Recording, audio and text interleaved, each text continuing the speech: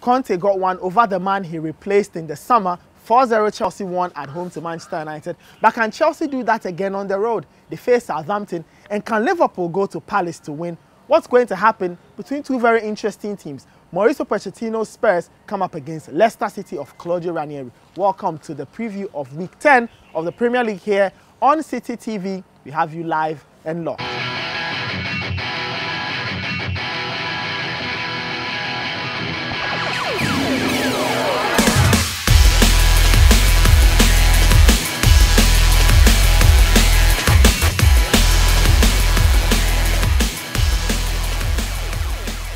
My partner in Quao and Benjamin Nketsia is here. And Ben, we start off in London. We ended off in London last weekend where we had Chelsea beating Man United, but we head up to North London. It's Spurs at home to Leicester. Spurs have a big handicap. There's no Musa Sissoko. He's been banned for 3 games for elbowing Harriata last weekend.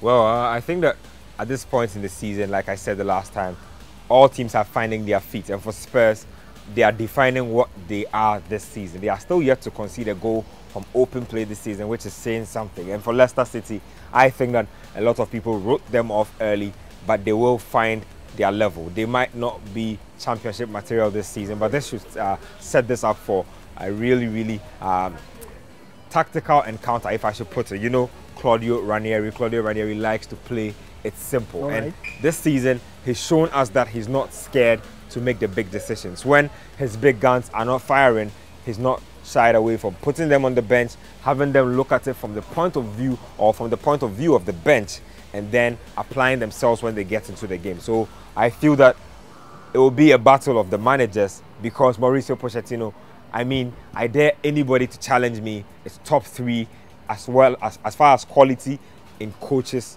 is concerned. My top 3 for the EPL, as things stand now, again, you can contend it, you can contest the decision. Jurgen Klopp is number 1 as far as tactical flexibility and moving things up is concerned. As far as getting players to understand what he's doing is concerned, Pep Guardiola will be closely marking him, and I think that Mauricio Pochettino shades Antonio Conte just a bit. I know Chelsea fans will be mad, but I think that this will be a tactical battle. But then again, Leicester will want to show championship acumen. I mean, Tottenham won't go down without swinging, but I feel that this is a test that Leicester will have to surpass, just so people know that they are out there. So I just tip them to edge Tottenham slightly in this one. We'll see how this one plays out. Now, Leicester will play, like you mentioned, they are playing away from home. Jamie Vardy didn't play the other weekend, it was Okazaki. But this time, once you've mentioned that they could be playing a counter-attacking setup, it may just well be the game for Jamie Vardy. We'll see. But we stay in London. We head out to South London. It's Crystal Palace versus Liverpool.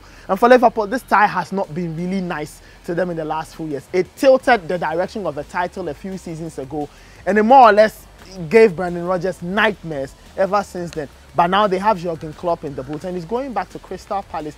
Palace are trying to figure out where they are going this season, but Liverpool should start as favourites. I mean, carrying momentum into games that you are expected to win is something that will be key for Liverpool if they are to be genuine title contenders this season. I mean, in seasons gone past, beating the big teams has never been strange to Liverpool. It's beating the teams you are expected to beat that has always been the problem. And we've seen it this season already. They've dropped points to Burnley and they look clueless in that particular game. And if you look at the lessons learned from the Manchester United game, you can tell that this Liverpool team has the tendency of feeding off the emotions of the media and forgetting about the job that needs to be done. And I think that that's what swayed them away from that Manchester United task. When they got into real Liverpool mode and could have won the game, it was just a little too late to be able to get anything going. So that's what they must guard against. And they have history in this game, like you're saying. There's every reason to want to go out and beat Crystal Palace. Jurgen Klopp will want to prove to Christian Benteke that, hey, I moved you out of the team and the system that I created is good enough to, better the system you are playing in right now. Okay. So I feel that there are a lot of plots and little mixes here and there, but again, key men will be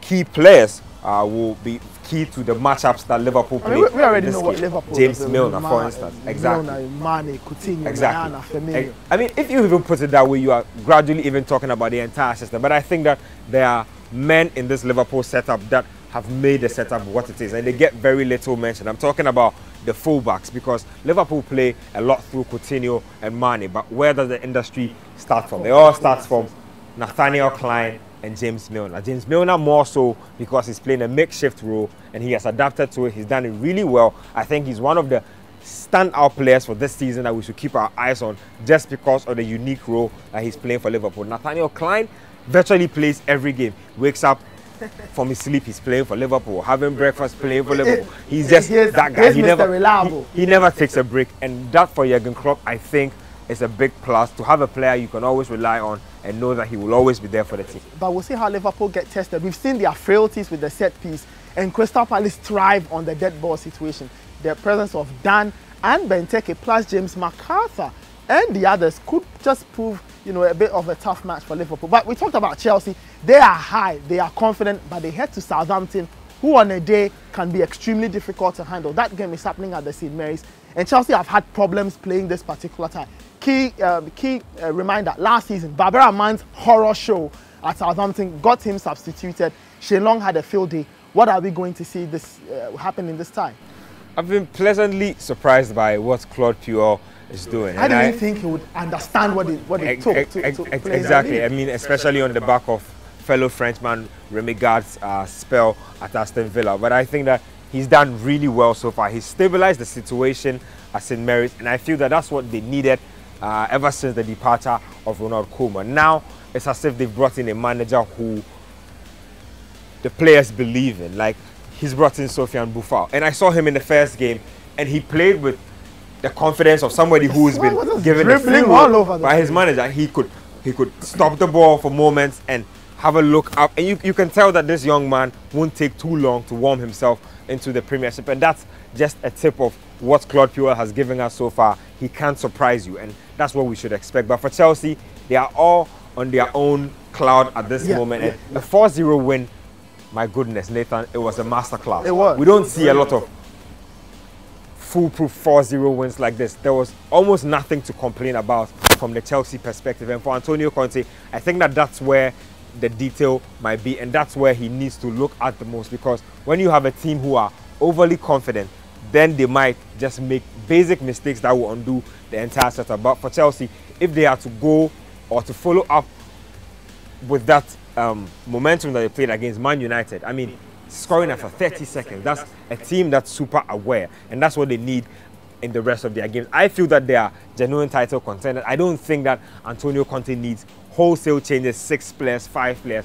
He's made subtle tweaks in the system, giving players confidence. Victor Moses, he's been fantastic. I mean, if he goes on this level, we might just be talking about him possibly competing with the likes of Eden Hazard for Chelsea's player of the season. Marcos Alonso, he looks like he's been playing with Chelsea forever, and that's what Baba Rahman should be looking at right now and be asking himself that maybe he took too long in adjusting to his role at Chelsea. So we'll see. That is a really challenging time. But like you mentioned, Southampton can pose a bit of a problem. But if your team is super confident, the opposition tends to look small in your eyes. But that's our menu on air. But there are other fantastic games we have for you. There's a game between Sunderland and Arsenal. Sunderland struggling, Arsenal on the high. There's Palace versus Liverpool, like we've mentioned. There's Everton taking on West Ham. That game is on Sunday. And our Monday night special is between Stoke and Swansea. It might not hit you, but be ready, because Stoke at the 365 can set up a fantastic game. Swansea on the road will play with freedom. They'll play with a lot of defensive solidity,